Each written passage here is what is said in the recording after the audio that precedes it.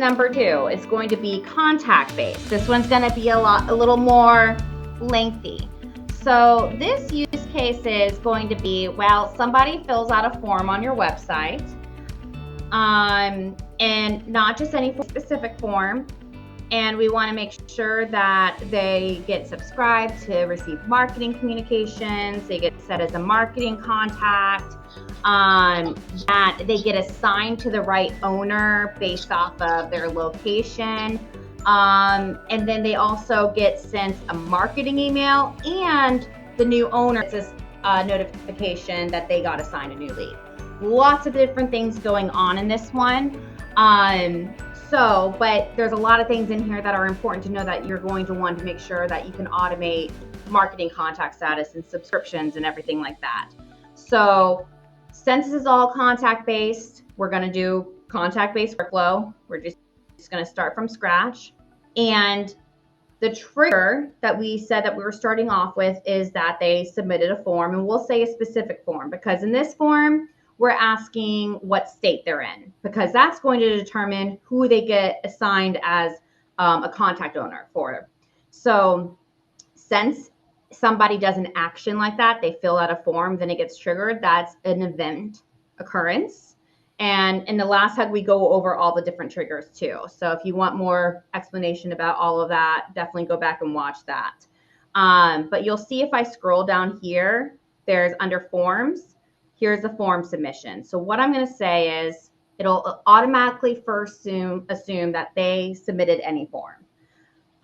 In this case, I know that the specific form I'm talking about, they will have to choose a state that they're located in. So I want to say that I'm going to add the criteria from here, and I'm going to say the specific form that they filled out is going to be the consultation form that includes the state. So make sure, one, you hit done here with your filter criteria, and then make sure you click save. So that will be our trigger based off an event. And then, so the first two things, because you will not be able to send them any marketing communications unless two things happen. One, they're set as a marketing contact. And even if they're set as a marketing contact, if they do not have a subscription to receive marketing communications from you, HubSpot will attempt to send it, but they will never receive it. And you will not know why they did not receive that marketing email. Yeah, that's a very common thing that people forget or don't know about is, what's the deal? It's a marketing contact, and you think your workflow is just cruising along, and they do go through the workflow, but they never actually receive your email. And if you look back on it, it's a little bit hard to kind of go through and figure out why, but almost always it's because they're not subscribed to receive your marketing emails. So yeah, and the thing is, we learned the hard way. We've made the same mistake, so don't worry about it. Everyone, a lot of times you learn the hard way on things like that, but yeah, big thing to know, marketing contact and subscribe them. Exactly. So first we'll make them a marketing contact first. And where you go to do that is going to be under marketing. And this is where you can control their marketing status. So I'm going to set marketing status. If this is ever a workflow where they get on a bounce list or they unsubscribe, you can set up a workflow to set their marketing status as non-marketing contact. So you don't have to manually go do that. I highly suggest having HubSpot do this as automated as possible for you, so it maintains your database for you instead of you constantly having to do it, because this is one thing that will cost you money in the end. So if you aren't maintaining the marketing contact statuses of your database, you could be not meaning to, but paying more money every time you reach a threshold of marketing contact status is allowed. And then the next time, once you can go up on marketing contact statuses for billing, but if you go back under the threshold, they will not take that money off. The next time that you are able to renegotiate how many marketing contacts that you're going to pay for will be up on your renewal.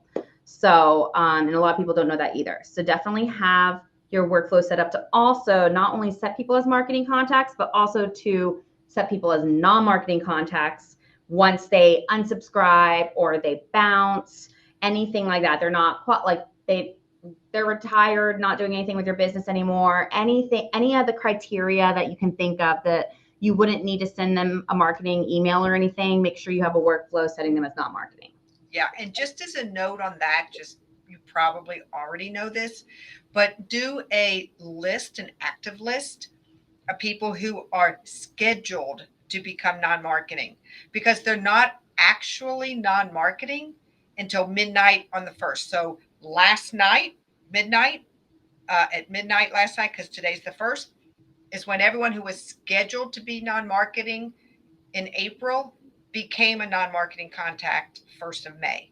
Mm-hmm. So if you don't want to send people, you mark somebody in the middle of the month as non-marketing and you really don't want to send them anything anymore, make sure you have an active list and make that an exclude list on your emails.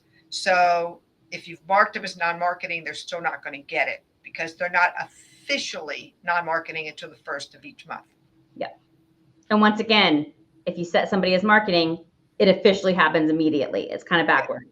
Yeah. So that's something also to know.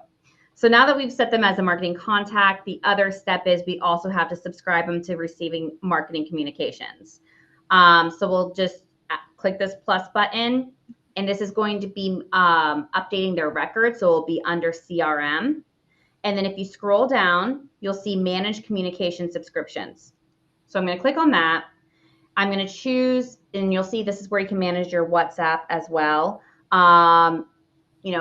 Eventually it'll be SMS if you're using SMS. So this specifically is going to be for their emails. And I'm going to say I'm going to subscribe them. And I'm subscribing them to my marketing information for marketing emails. So if you have different types of subscriptions and even different types of marketing communication types, you can set that right here. And then if you have your GDPR settings on, it'll ask you for your legal basis for communicating with the contact. And I will choose they were a prospect or a lead because they filled out a form, and that's going to be my explanation. Filled out a form on our website. And there we go. Now this is just as what needs to be filled out for subscribing them. And now everything else that comes after this is going to be able to get to them because we have these two things marked off.